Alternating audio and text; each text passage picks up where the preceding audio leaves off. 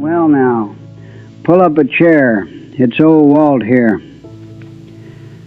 You know, there are some stories that sit with you your whole life. This is one of those. It's about my brother Tommy. He died when I was 13 years old. Car accident, August of '52. I've thought about that last day more times than I can count. The things we said, the things left unsaid. So, let me tell you about my big brother and what I learned when I lost him. Tommy was born in '36, 3 years before me. That made him the golden boy in our house. He had this way about him, confident without being cocky, good at baseball, good with people, made friends easy. Me, I was quieter, always trailing behind him, but I didn't mind much. He looked out for me. That's what big brothers did back then. I remember walking to school together every morning. He'd be up ahead with his friends, and I'd hang back with mine. But if anyone bothered me, Tommy handled it. Just knew when I needed him. Summer of '52, he got his driver's license. 16 years old, thought he owned the world. My father's old Ford. Tommy would take it whenever Dad let him. Drive around town, pick up his buddies, maybe go to the drive-in if he had enough gas money. He promised to teach me when I got older. Soon as you can reach the pedals, kid, he'd say. I was counting the days. That summer felt endless. Hot. Long afternoons where nothing much happened, but everything felt possible. Tommy had just finished sophomore year, talking about football season, maybe getting a job at the gas station. I was about to start 8th grade, still figuring myself out. August 16th, Saturday night. Tommy was heading to a party. Some girl he liked would be there. Spent forever in front of the mirror, getting his hair just right. I was on my bed reading a comic book. We shared a room. Twin beds on opposite walls. He stopped at the doorway, looked back and said, "Don't wait up, squirt." I barely glanced up. Said something like, "Try not to wreck Dad's car." He laughed. "Wouldn't dream of it." That was it. Last words I ever said to him. A dumb joke about the car.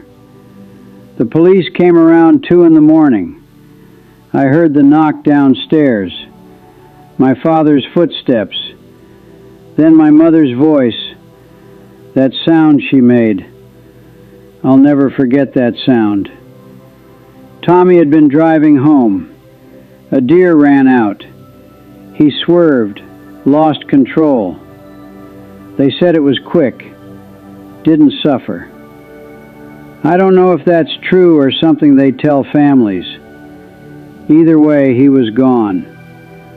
16 years old. Just gone. The funeral is mostly a blur. Fragments, really. My mother crying through the whole service. My father standing there like stone, trying to keep it together for everyone else. The casket seemed too small, too final. People kept coming up to me, saying things they thought would help. God's plan, better place, all that. None of it made sense. None of it brought him back. I just kept thinking about that last moment, wishing I'd said something that mattered instead of making a stupid joke. After Tommy died, our house got quiet. My mother stopped humming when she cooked. My father barely spoke. Even Maggie, my little sister, she was only 10 then, she got quiet too. We just moved through the days, going to school, eating dinner, pretending things were normal when nothing felt normal anymore. I'd walk home from school the same route Tommy and I used to take together. Sometimes I'd look up ahead, almost expecting to see him there with his friends. But he wasn't. It took me a long time to understand what I'd lost. It wasn't just my brother. It was everything we were supposed to do together. Teaching me to drive. Being at my wedding someday. Meeting my kids. Growing old together, sitting on porches, telling stories about when we were young. All of that, gone in one night. And I couldn't get it back.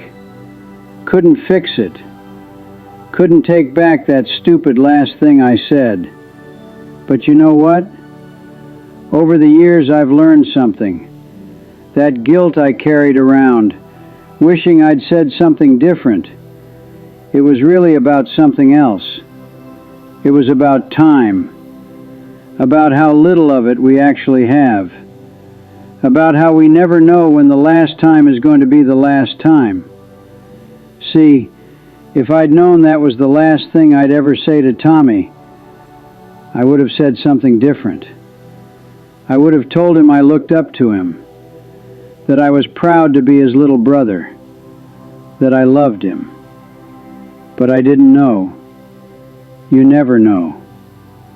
That's the thing about goodbye. Most of the time you don't even realize you're saying it. Your kid leaves for college. Your friend moves away. Your parent goes to the hospital. You think you'll see them again. You think there's always more time, until there isn't. Tommy taught me that, the hard way. I think about him a lot still, 74 years later, and I still think about him. I wonder what kind of man he would have become if he would have stayed in Bloomington or moved away, if we would have stayed close or drifted apart like brothers sometimes do. I wonder if he'd have kids, if they'd look like him, if he'd be a grandfather by now telling stories about the old days.